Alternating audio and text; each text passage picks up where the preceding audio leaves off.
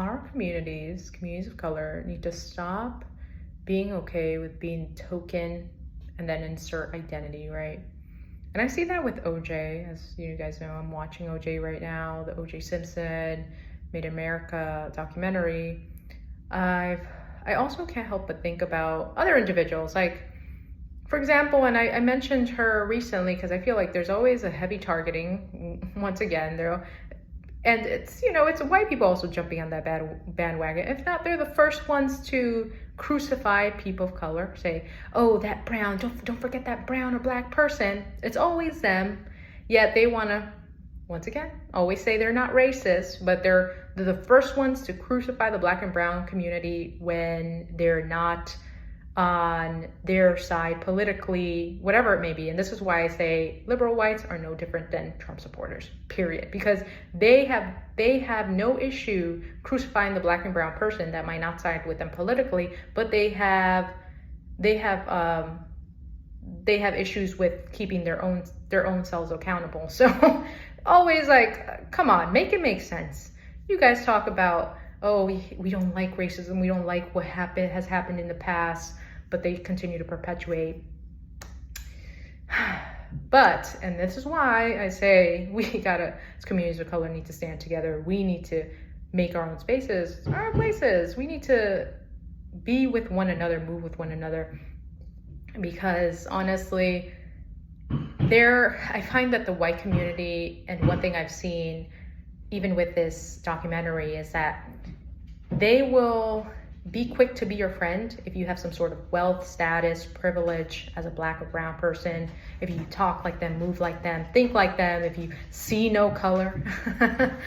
But yet they've made it a point to make it of color historically. That's always been something that they've done. And well, they're not going to talk about that, right? They're not going to talk about what their ancestors, once again, no accountability. And I can also think about Yusha, which I mentioned as well.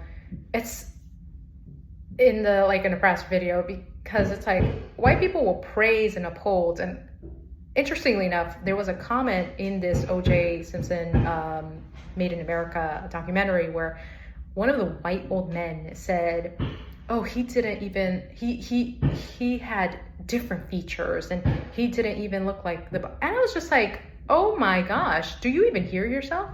Like, this is why. And it's crazy because I had spoken to one of my friends before. I was like, we're hanging out, and he was like, I don't even hang out or spend time around white folks or the white community, because then next thing you know, they say something crazy. And it's true. They say stuff like that and they think it's okay. I literally was also seeing a part of the documentary where one of the white women in O.J. Simpson and his second wife's wedding say, where are the drugs? And I was thinking to myself, would you ask that question if we were at the white party? Because and let's not even start with how many white celebrities, how many white people in higher positions and even not even celebrities, not even, these individuals in Hollywood, outside of that do so much evil, like so much bad.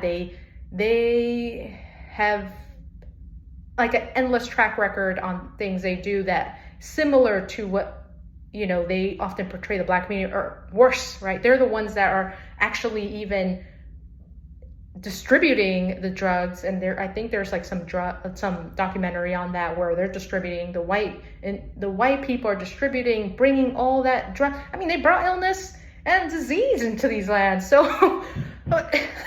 hello. So they're the ones doing all these horrific, or doing even worse than. And they're the ones that even pass these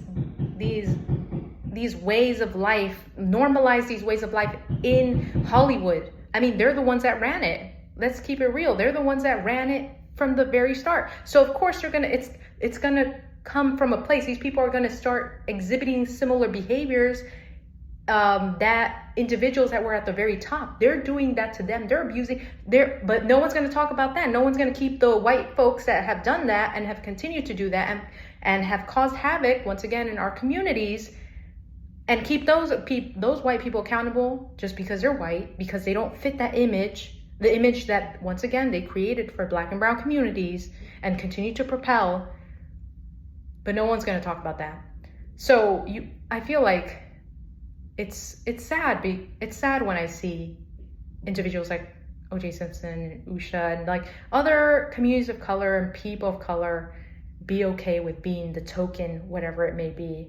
But it's also rather comical and laugh in the sense that white people are so easily impressed, so easily, as long as you say the right things, do the right things for them, succumb to whatever ideas, beliefs, ideologies they have and they present, and if it's sold to the world, they're going to uphold you to the highest regard.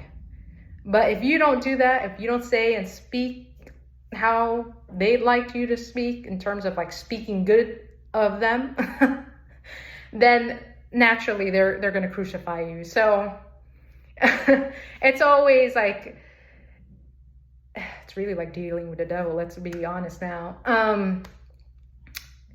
So I always say, be mindful of, especially to communities of color, let's see it for what it is. And let's recognize it for what it is. I feel like when we move together, when we're in unity as people of color, we create change, we create impact, because not only do we feel safe, we know that, well, we've been through similar experiences. And once again, maybe they might not be the same, but they're similar experiences. And that hopefully we can also break down any biases. I've spoken about this in the past, like biases to any other community, minority community. I noticed a lot of division. I've seen a lot of division, the Black community, and they've spoken about it within their own communities. And individuals that also may look Black at face value within the Latino communities, not even recognizing that very thing. It's sad. I've seen it myself. But it's also even Latino communities, as a Latina myself, seeing many Latino countries being divided. And I wouldn't be surprised, if it's because one person looks or is a bit lighter, and in that case, I've seen that more so with the Black and brown communities.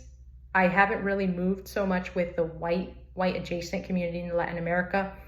But I was reading actually on Reddit regarding individuals that present as white, and they're like, I feel deeply troubled that I find that white people like to see me as one of them, but it's just like, I don't like what they be doing. I don't agree with what they're doing, with what the white community be doing, where they interrupt a person of color, and they try to portray themselves as nice, right?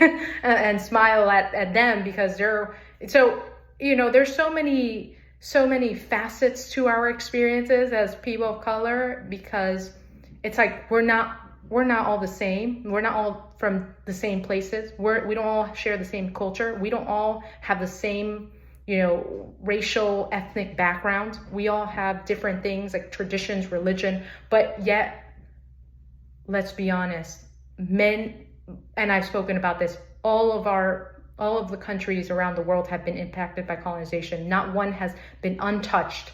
And we need to start elevating our communities, our people, and stop pandering to the white community, a white community that also one of the individuals mentioned in the documentary was, would these white people even move and care to move and be with us if you didn't have what you had? And he was asking that to OJ, like, if he wasn't who he was, if he didn't have that status, that privilege, and wasn't the symbol that he was created to be and made, would they even care about him, right? So things like that, it's the truth. And it's sad because it's like, I can't even believe people would just only care to be associated with someone due to the fact they have money and power. But that's what we see in this world, where people of color will refuse to identify as who they are and not be proud of who they are because they want to be closer to those that are in power, those that have money, and those that have oppressed not only people that look like them, but other brothers and sisters globally. So it's sad, but we need to wake up to, okay, what are my convictions? Where do I stand as a person, as a human being? Do I stand with humanity? Do I stand with actual goodness? Or do I stand with just agreeing with someone or something because they have power and they have influence in this world? I'm choosing integrity, and I'm choosing honesty, and I'm choosing not only myself, but my brothers and sisters as well. So I want to say that much.